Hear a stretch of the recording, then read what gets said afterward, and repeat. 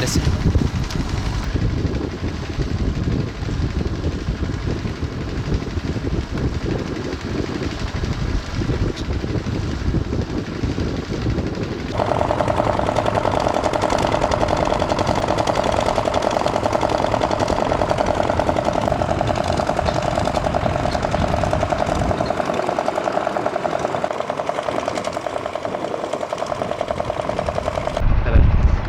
الرئاسة المشتركة لمخيم المحمود لعبد الهادي العبد.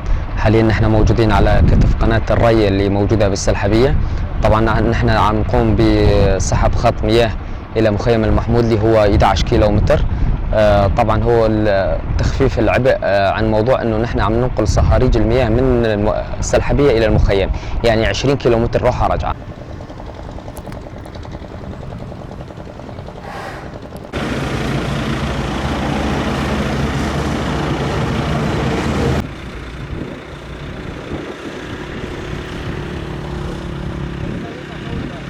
حاليا هاي الخطة اللي راح نسحب بها الخط المي راح يقضي عندنا 7 قطاعات داخل المخيم، ما هي 2050 خيمة جوا بالمخيم.